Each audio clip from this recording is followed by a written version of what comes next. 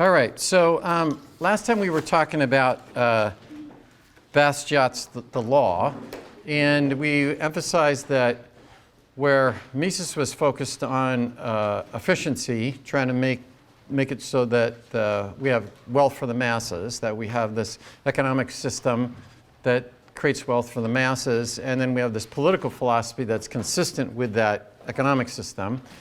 Bastiat is, and so he's determining what's the proper role of government, right? So what Bastiat's about is what is the proper role of government from a justice perspective, right? And we said that why did we form government in the first place? Okay, and he says we form government because we have this natural right to self-defense. And so if that's what government was formed for, a just government fulfills its purpose. It doesn't take your stuff and give it to somebody else, right? That is, the proper role of government is to protect life, liberty, and property. And of course, that's exactly what Mises's provision is. If you look at, again, the foundations of liberalism, which you answered on the midterm. One of the foundations of liberalism was a limited government, a government limited to the protection of life, liberty, and property. So they're consistent with one another. They just come at it from different angles. Then we said, well, what will happen if the government engages in legalized plunder? And we talked a little bit about that. Remember, we said that the plundered classes will attempt to engage in the making of the law by, he says, by violent or other means, but basically he was looking at revolutions, but we're looking at lobbying and attempting to influence what the outcome, I don't know if you've been following it, there's a presidential election coming up, and so people are trying to influence who becomes the President of the United States. And then it says that it'll erase the distinction between what's just and unjust. You guys won't see Social Security for what it is, right? It is simply taking your tax dollars away or taking your income away, right, through the 12.4% Social Security tax and just distributing it to other people. And then we said that third, that political conflicts will become the order of the day. Everything will become a political conflict. What the equilibrium wage is becomes a political conflict. What should health insurance look like becomes a political conflict. So listen to, there's a vice presidential debate, I believe, going on tonight. Think of all the things that they're talking about, which is a political conflict, which if the market were just dealing with, so the government wasn't out there engaging in legalized plunder, then this would not be a political conflict. And again, we mentioned that Bastiat's The Law is sort of a stream of consciousness book as opposed to Mises's liberalism. So you just sort of pick those things out. Maybe as you're reading through the law, you will have picked up something else that he said that would happen if government engages in legalized plunder. And one of the things that he talked about was this distinguishing, people will fail to distinguish between what's legal and what's legitimate. And we mentioned that in particular because Hayek is going to say a very similar thing when we read the Constitution of Liberty. And then finally, he says that the United States, just as Mises predicted that we would have World War II and the Great Depression and Prohibition would fail and the fascists would start World War II, and he predicted all those things based on that there'd been a movement towards anti-liberal thought. You have Bastiat warning that in the United States in 1850, the law was best kept within its bounds other than two issues, slavery and tariffs. And we find that 11 years later, the Civil War happens, and it happens based on two issues, and that's slavery and tariffs. So as I said, finally he gets through to define what he means by legalized plunder.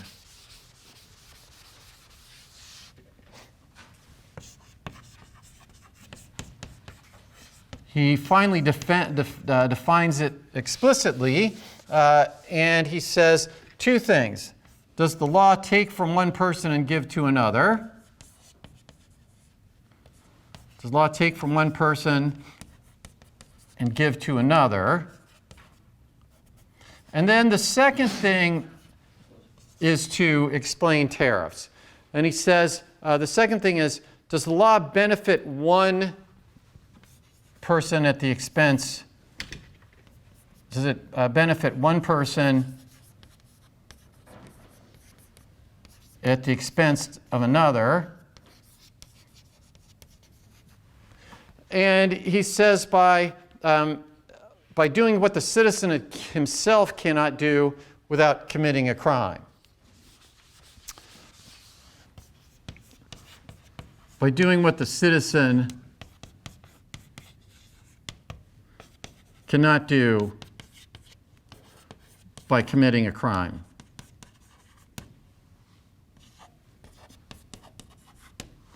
Or cannot do without committing a crime. And what he's really saying is that I couldn't force you, I couldn't come in if you buy, let's say, you buy, setting in his time frame, if you buy a product from England, I couldn't go ahead and force you to pay me for, for buying that. So let's say there's a 10% tariff and you bought something from England for $100, what would happen? Under a tariff, the government would take $10 out of your income in order to pay the tariff, right? You'd have to pay the tariff. I couldn't come along and say, oh, I'm a northern United States manufacturer of that product, and if you buy the same product from somebody in England, I'm going to come along and just take $10 out of your product, out of your pocket. That would be committing a crime. So what he's really just talking about is, in fact, we don't have to emphasize this part of it. It's really just, is the law out there to benefit one person at the expense of another? Okay, that's really what he's talking about. Now, if you take my public choice class, Econ 415, what we do is we look at the political system and we use economic analysis to examine what goes on in the political system. But one of the things that you get, of course, is that people have an incentive to use the government in order to give them an advantage over you, right? So if I make electric cars, I have an incentive to get a law passed that will give you a tax reduction if you buy an electric car, okay? Or that we require that all cars, the state of California, I think state of California, didn't they just pass a law that says you, by a certain, 2035 or something, you can't have gasoline-powered cars by 2035. You think Tesla wasn't happy with that? Okay, so that's what Bastiat is talking about.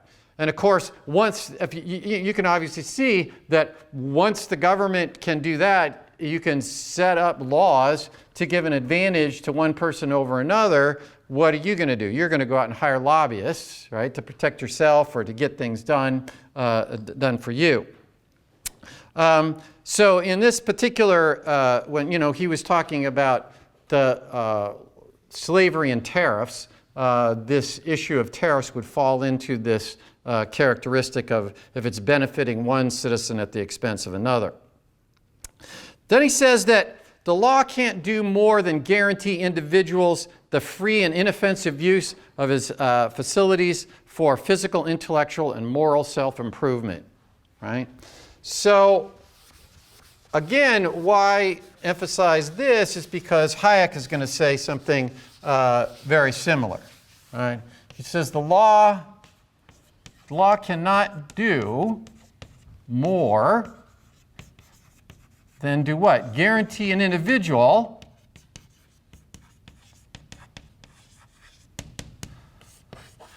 the free and inoffensive use of your faculties for self-improvement.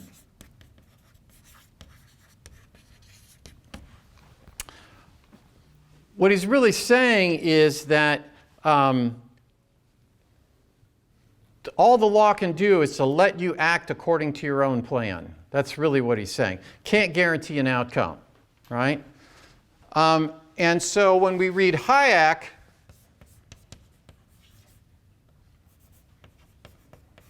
Hayek's going to say something very similar. What is he going to say? He's going to say that freedom is the ability to act according to your own plan. And of course, when he's talking about that, you can't act according to your own plan if your plan is to steal my stuff, okay? But he says that the law, what Bastiat is saying, the law can't guarantee an outcome, right? All it can do is guarantee you the ability to use your talents and use your efforts or whatever to an attempt to try to make yourself better off. And then we've talked about this a little bit, but in this section here, he says one of the problems with legalized plunder is that the person who's receiving the benefit is not the person who's doing the stealing. The person who is receiving the benefit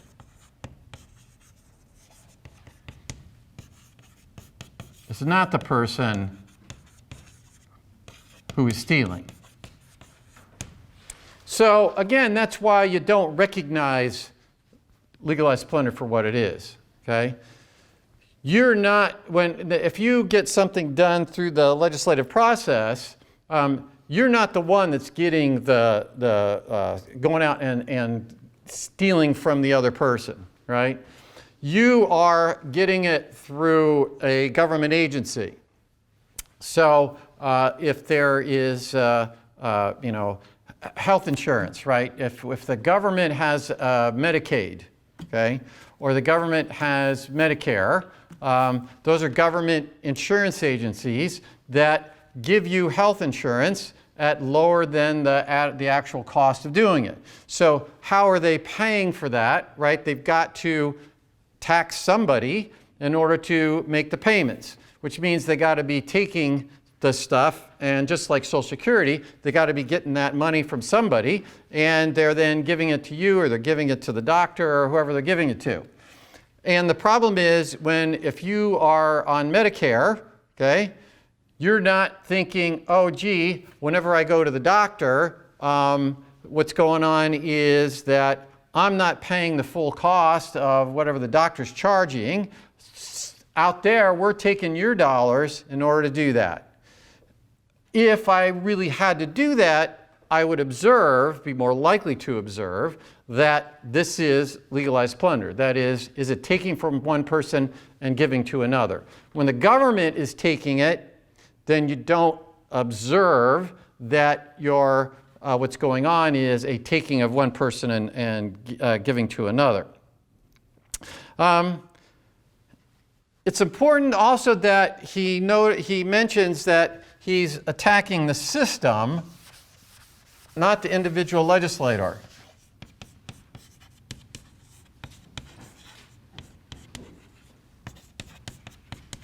Not individual legislators.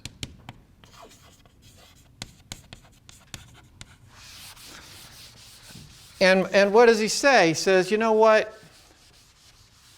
If the rules of the game are, we're going to take from one person and give to another, if that's how we've set up our government, then electing a new legislator isn't going to solve the problem, because you've set the system up so that what's their incentive? Their incentive is to get legalized plunder for their constituency, right? So that he's saying that electing a new legislator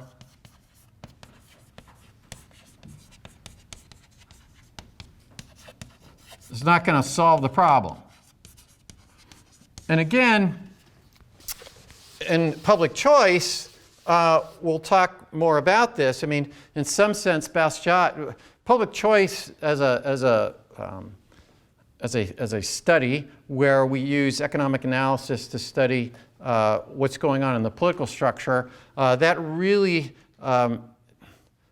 starts, or at least becomes prominent, around 1960, when James Buchanan and Gordon Tullock wrote a book, The Calculus of Consent. But early in the 1960s is when we start talking about that. But Bastiat is off here in 1850 bringing this up, right? In 1850, he's saying, you know what? What's going to happen is that the legislators will have an incentive to use the system as it exists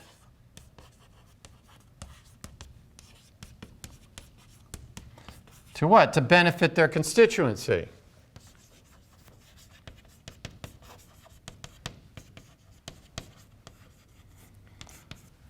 So what's the solution, right? The solution is, just like Mises was talking about, the solution is to basically what? Win the battle of ideas. That's what Mises keeps bringing up, right, in liberalism. He keeps bringing it up that how are you going to solve the problem, right?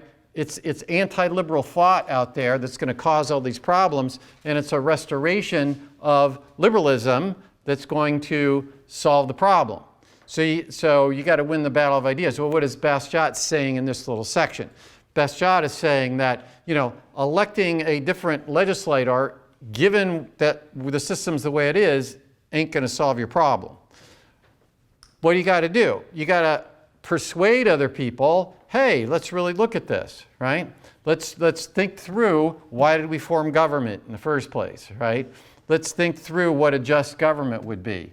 Let's think through what would happen if the government doesn't fit within that limitation of protecting life, liberty, and property. What happens when it goes out and takes from one person and gives to another?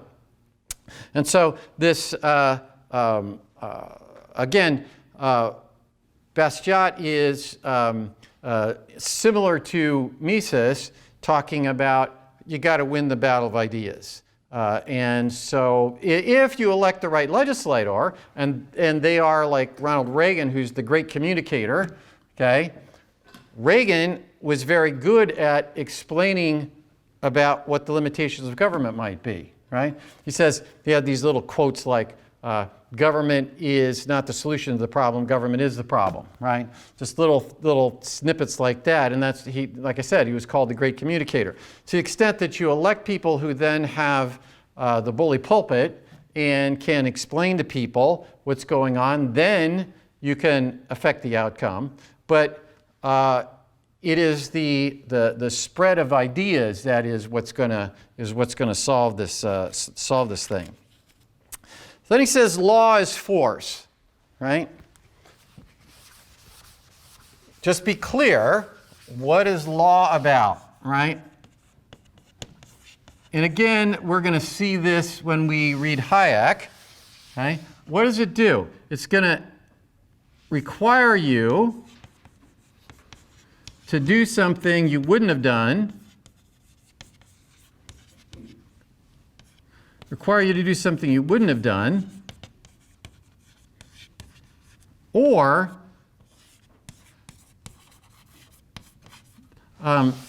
not do something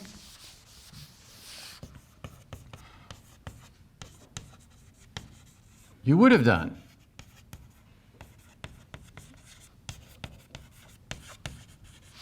Right? We don't need a law that says you have to breathe.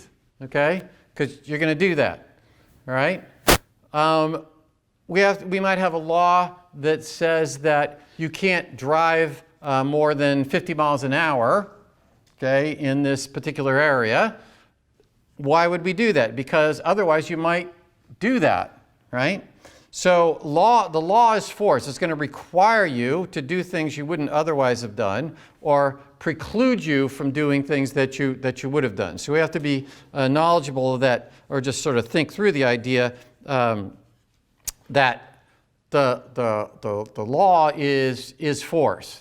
Okay, and again, we'll see similarities in Hayek's writing in the Constitution of Liberty.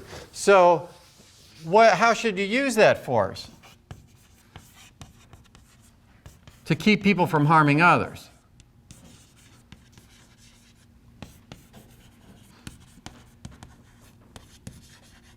Right? And we talk a lot about that in the law and economics class. That's the class that precedes this one. And so, you know, you can't shoot me, right? You can't steal my stuff, okay? And we can use force to do that, right? It's not that law is bad because it's force. It is just, you just have to recognize that for what it is. It is force. And why would you allow your government to force you to do stuff? You would allow your government to do that if it keeps people from harming their fellow citizens. Then again, he's talking about something that we'll read in the Constitution of Liberty. He says, a condition of justice would be sufficient to cause the greatest possible progress and equality compatible with individual responsibility. Okay? So, what are we trying to do? Okay? What's the law out there to do? The law is out there to have the greatest possible progress and equality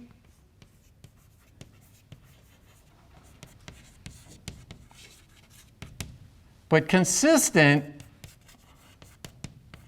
with individual responsibility.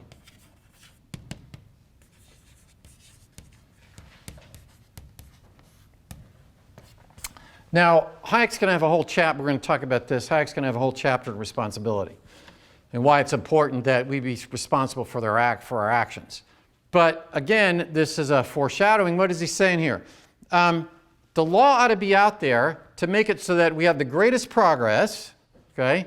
Mises saying market capitalism is the only system that can create wealth for the masses. It's a very similar idea here, right? It says, and equality, we'd like to make it so that people are as equal as possible. And remember that equality under the law is one of the foundations of liberalism. Consistent with individual responsibility. That is, we can't have equal incomes if you guys have different marginal products, right? That the value of your marginal product is different than mine because you have more human capital, or you work harder, or you took on more risk, or anything like that, then that is going to require that there not be equality of income, okay? So what Bastiat is saying here is very consistent with what Mises was talking about, of that you have inequality of income and equality under the law, and what Hayek's talking about, that we're going to, when we read again the Constitution of Liberty, why you need to be responsible for your actions. Why, if you're going to have freedom, you have to have responsibility for your actions. And then he says that forced associations are unjust, like if you're required to join some group, or you're required to do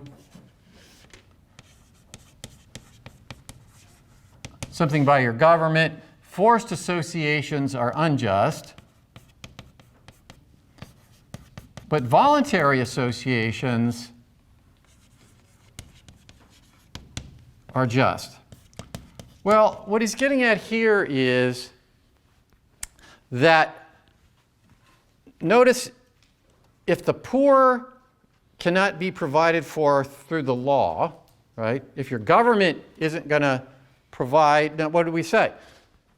If there's poor people, it would be unjust to take Warren Buffett's stuff and give it to the poor people, right? Because why did we form government in the first place? To protect property rights. And if the government's out there taking Warren Buffett's stuff and giving it away to people, then you can see all sorts of things are going to happen, like we talked about. Once the government engages legalized plunder, right? Who's going to decide how much Warren Buffett's stuff should be taken away? Who should we give the stuff to? And all sorts of other things are going on. But if what we do is we say that if government it's not to alleviate poverty or take care of the injured, then you have to have voluntary associations to do that, right? If you, how many have ever heard of the book, The Tragedy of Compassion? This is a very good book. It's called The Tragedy of Compassion. And if you get a chance, you might just, Marvin Olasky wrote the book. And what it's talking about is how we have a history of charitable organizations in the 18th and 19th century in the United States in particular. But then once the government begins to take over trying to take care of the poor, then what happens? You start to crowd out the voluntary associations, right? Anyway, this is basically, if you get a chance to take a look at it, it's talking about the decline in voluntary associations to help others as government begins to take on this role. And if you sort of think about it, you didn't, and when we, well, you don't have to think about it, because when we do How the West Grew Rich, when we read How the West Grew Rich, one of the things we're going to talk about is how you got this expansion of government from 1913 on, basically in the United States. And one of the things that happens is you have the income tax, okay, which generates sufficient revenue that now you can do this. But if this were 1870, right, the government could only really collect money through tariffs and the like, and maybe taxes on retail sales or whatever. So the government didn't have a mechanism to draw in all sorts of revenue. So it was limited on what it could do in terms of redistribution. As the government begins to take this on, then you have a decline in the reliance on charity, private charity, to deal with people who are that are poor, and so it's very interesting that if you look at Herbert Spencer. Herbert Spencer was writing about the same time as Bastiat, but he was writing in Britain, and he wrote a whole series of pamphlets and books. And I used to have years and years ago. I used to have the students read his book Man versus the State rather than Bastiat's The Law, but it was a little too lengthy, so we're doing Bastiat's The Law. But if you get a chance, you might want to take at a piece that he wrote that is, it's called The Proper Sphere of Government, that he wrote in 1843. It's a pamphlet called The Proper Sphere of Government, which you can see is much like Bastiat's The Law, right? But in it, he's talking about the poor laws in Great Britain. And what is this? This is basically, think of it in today's terms, it's the welfare system. And what he says, the problem with the poor laws is not that the poor will take advantage of it, but the rich will think they don't have to take care of the poor. Okay? The problem with relying on government to take care of the poor, he says the problem is not that the poor are going to start taking advantage of that, but rather that the rich will think they don't have to take care of the poor. The problem, right? Because the rich won't think they have to take care of the poor.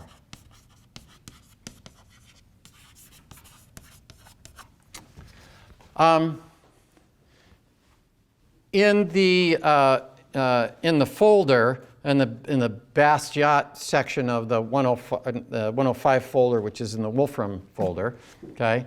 If you look at the Bastiat one, there's an article that I published, and it was called Scrooge and the Welfare State. Actually,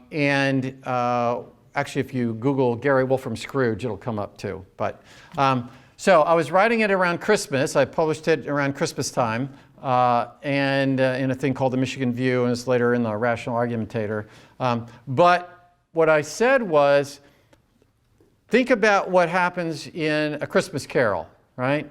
Scrooge's relatives come in, I think his nephews come in, and they say to him, will you give us a donation for Christmas? And what does Scrooge say? He doesn't say bah humbug. He says, are there no poor laws, right? He says, why are you coming in? And he goes on for 2 paragraphs. He says, you're taxing my stuff away and telling me that the government ought to be taking care of the poor people. What are you doing now coming in and telling me I'm supposed to take care of them? Isn't this the role of government now? Which is, again, what Lansky's talking about, and what we're sort of talking about, that what Bastiat's talking about. Forced associations are unjust, but voluntary associations are unjust. So if you're going to not have the government take care of the poor, then you need to have voluntary associations to do it, right? If the government doesn't take care of the poor,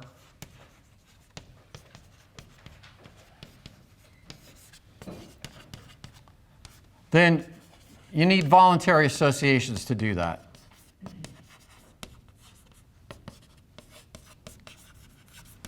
Right? That's basically what Herbert Spencer was talking about, etc. Now let me read you. This is a piece. Bert Folsom was a faculty member here. He's retired a number of years ago. But in 1997, there was there's always some disaster going on. Right? If you look through it, there's always some disaster happening. So in this one, it was there was a major flood in North Dakota in 1997. And this is called The Difference Between a Fire and a Flood. And he says, what are the differences between these 2 natural disasters? The North Dakota flood of April 1997 and the Michigan fire of September 1881. The first difference is that, as bad as the flood on the Red River was, the Michigan fire extracted a much greater toll. Raging flames swept through the Thumb area, killing 200 people and destroying over 1 million acres of timberland. So, I mean, you probably haven't heard of the fire of 1881 of Michigan, but in fact, destroyed 1 million acres in 1881 through the Thumb and killed 200 people. So it was a big deal. A second difference may be seen in the prevailing attitudes toward private charity and the role of government. President Clinton and 4 cabinet secretaries flew to Grand Forks to announce a policy rarely adapted in federal relief efforts. Washington would pay 100% of the immediate emergency work, not a mere 75% it paid in the past. But at the time of the Michigan fire, Americans looked inward to themselves, not outward to the federal government to assist the victims. They became the most generous people on earth, partly because they knew government had nothing to give except what it taxed away in the first place, and partly because they saw it as a personal responsibility to help their fellow citizens in need. In 1881, this meant an outpouring of help freely given from Americans elsewhere. In fact, the Michigan fire became the first disaster relief effort of Clara Barton and the newly formed American Red Cross. As the smoke billowed eastward across the nation, Barton's hometown of Dansville, New York, became a focal point of relief. According to the officers of Dansville Red Cross, a call from Clara Barton rallied us to our work. Now, he also says, Michiganders were prepared to organize all relief voluntarily within the state. In a previous fire, of 1871, 3,000 Michigan families were left homeless. Governor Henry Baldwin personally organized relief efforts and gave out of his own pockets about $3 million in today's dollars. Few thought it necessary to create a federal relief bureaucracy. It says, why did so many Americans 100 years ago reject federal aid and insist on personal charity during natural disasters? Horatio Bunce, a farmer philosopher of the 1800s, spoke for most citizens, but he argued that federal aid to disaster systems was not only unconstitutional, but also uncharitable. If you are at liberty to give to any and everything which you may believe or profess to believe as a charity, and to any amount you may think proper, he told his congressman, you will very easily perceive what a wide door this would open for fraud and corruption and favoritism on the one hand, and for robbing the people on the other. Okay? So, what's Bruce Folsom writing about in 1997? Basically what Herbert Spencer was writing about in 1843 and what Bastiat was writing about in 1850. Okay? That it is our personal responsibility to help the poor, right? And that tends to get ignored in discussions today. When you hear about, when you watch the debates or you listen to what's going on in the presidential elections, what is the idea? The idea is it's the government's responsibility to make sure that you get $15 an hour minimum wage, right? If you're making less than $15 an hour, it's the government's responsibility to do that. It's the government's responsibility to provide health care. It's the government's responsibility to provide all sorts of things. Well, what does the government's responsibility to do that mean? It means that we're going to rely on that somehow your legislators are going to take other people's stuff and give it to somebody rather than us doing it ourselves. Now, the United States is the most charitable nation on earth, right? I mean, it's not just, if you look at the data, you'll see that the United States is by far the most charitable nation on earth. We give lots and lots of stuff through private charity. But, again, this is something to think through. That is, the more that you rely on legalized plunder to do this stuff, the less we become philanthropic, the less we become in terms of doing things for other people. Yeah, did you have a... Is it purely a moral argument to say that the wealthy should take care of the poor, or is there any moral or economic argument? Well, he said, is this a moral argument or is it an economic argument? And it's a little bit of both. That is, it's a moral argument that says, yeah, it is our responsibility to take care of the poor, right? Probably, I mean, I'm just guessing, but I will bet that most religions have that characteristic to it, okay? But there's an economic argument that says, what does Mises say? Once the government starts doing this, what's going to happen? It's going to create unintended consequences, okay? These unintended consequences are going to cause greater government intervention, and this greater government intervention is going to cause further unintended consequences, and this is going to lead to less stuff in the world. And we've noted several times that when you look at the index of economic freedom or economic freedom of the world, when you look at those things, which again are in the 105 folders, or it may actually just be in the Wolfram folder. I forget. I have a separate folder in 105, or I think the folder's just out there in Wolfram. But anyway, all I did was include the last few issues of those. What do you find? You find that the wealth of the poorest is 10 times greater if you're in the countries with the highest index of economic freedom versus if you're in the countries with the lowest index of economic freedom.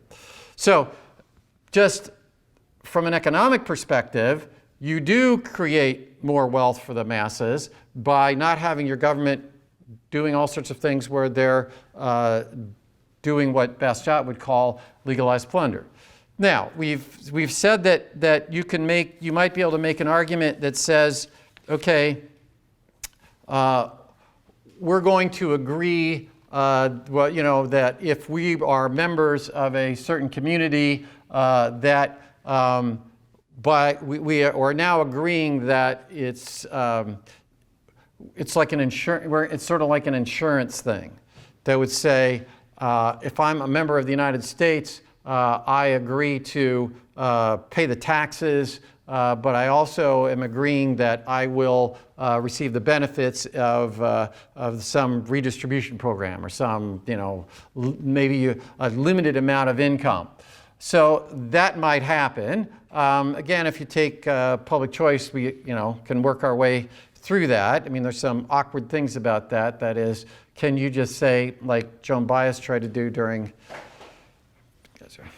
remember Joan Baez, how many have heard of Joan Baez? Okay. She was a famous folk singer, girlfriend of Bob Dylan, anyway, very anti-Vietnam War. And what she wanted to do was to say, I'm going to withhold my taxes that go to fund the Vietnam War. So we could make it but it would be very difficult to actually implement such a thing, right? You're going to say, well, wait a minute, I'm not going to be a member of the United States. I want to live here, but I'm not going to be a U.S. citizen, right? I'm not going to get any of the benefits of any of these programs, but I'm not going to pay any taxes, right? So theoretically, you could think of that sort of thing, but actually implement it would be impossible. All right. And then he says that being against government-enforced education doesn't mean that you're against education.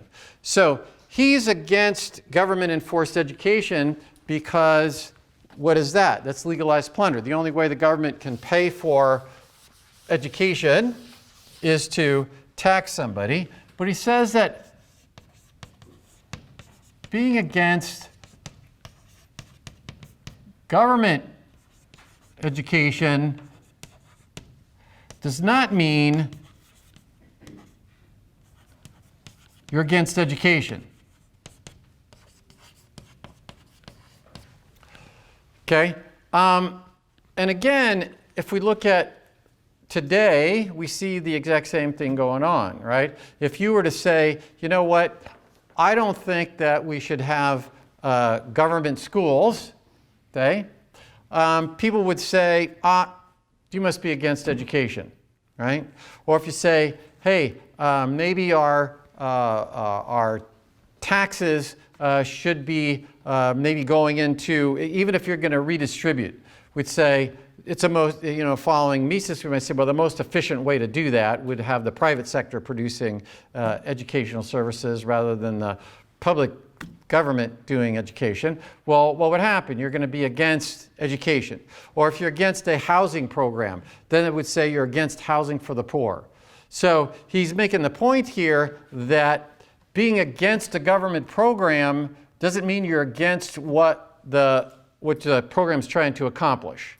And again, we're out here, 150 years, 170 years later, and that's pretty much what happens in the political structure. Yeah? Would you say that we should view education as more of just another welfare program, as in it's meant to take taxes and educate people who otherwise couldn't afford to go to a private school, but it shouldn't be this mass, everybody? Well, I'm saying that if you think about public education, you sort of got two aspects to it. Bastiat would say, hey, legalize plunder, right? And if you do that, here's all these things that are going to happen. But let's say that you're going to say, you know what, I do think that that if we're going to be the society, that there ought to be some level of education that everybody has a right to. Okay? Then the question is, okay, if I'm for government production of education or government provision of education, right? That's a major difference. Okay? Should you say the government should be producing the education, in which case, what are you going to learn? You're going to learn whatever the government wants you to know, right? And if the government thinks that, if the government thinks that World War II got us out of the Depression because we want to say that the more government spending on goods and services, the wealthier we're all going to be, right? Then what are you going to learn? You're going to learn Keynesian economics is what you're going to learn, okay? But suppose that the private sector produced the education and government provided the education. then you would get people going to, again, if I want my kid to learn reading through phonics, I'll send my kid that way, and there'll be schools that open up to teach kids how to read using whole language or whatever. So again, best shot clearly is a position that is relatively extreme, right? Again, we're not saying that this is the way you ought to do it, right? Just as we said that a minimum, when we were looking at minimum wage, we didn't say you shouldn't have a minimum wage, right? What we said was you can't ignore the cost of the minimum wage. And what is Bastiat doing here? Bastiat is saying these are the costs of government engaging in legalized plunder, okay? And he argues on a justice framework. So for him, that's his definition of justice. I mean, he has a clear definition of justice, right? His definition of justice says we have a natural right to self-defense. Why did we form government? We formed government in order to protect that natural right to self-defense, and a just government doesn't go against that. Now, you may think a just government is different than that, okay? All we're doing here is we're giving we're just sort of putting some new colors in your paint box, as they say, right? We're sort of making it so that, oh yeah, I get that, right? Here's some points that I believe Bastiat is correct on. Well, here's some things maybe I don't think he's correct on, but that's, it is in the same way as we're not saying that the Bastiat is the correct way to observe government. We're saying that Bastiat's got a bunch of points here. And if you're going to have the government doing things, then in whatever engaging legalized plunder, then here's some of the results you're going to have. So just be aware that that's what's going to happen. He then said, and again, it's not just true of education, but public housing or any other government program. Should the government be providing health care for everybody, right? That's what one of the candidates for president is saying, right? That we're going to have Medicare for all, okay? We're not just going to be taking your dollars and making this to subsidize healthcare costs for those over 65. We're going to do it for everybody. So if you're against those programs, you'll oftentimes be thought of as being against the results of those programs. And it's just something that if you're trying to explain to someone else what are the problems with governments engaging in legalized plunder, then you need to just realize that that's what's going to go on, in the same way that, Mises was saying that it's difficult to, here's some of the problems that you'll run into when you try to explain what liberalism is. All right, the last point I want to make before we head off is that he says those who believe in socialism and other forms of central planning always believe they'll be the ones doing the planning. Okay? That is,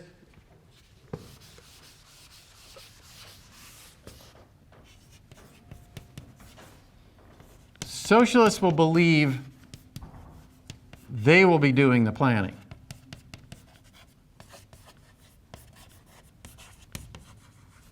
If you said to Bernie Sanders, you know what, we're going to have socialism, but we're going to take the first 150 names out of the New York City phone book, and they're going to be the ones that are going to be out there running everything, right?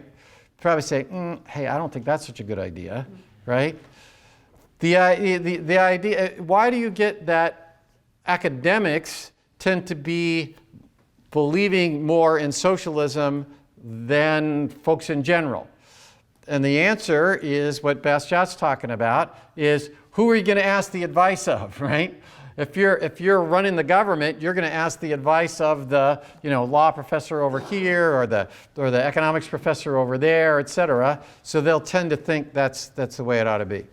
All right. So over break, why don't you go ahead and we'll clearly finish Best Shots the Law, and then we'll start to take a look at the Constitution of Liberty. I hope to have the exams back on Monday. You know, I've got 100 essay exams to grade, so when you count up all 3 classes. So I will make every attempt to have them back for you on Monday. If we don't, we'll go ahead and finish up Best Shots of the Law. All right, so have a good break.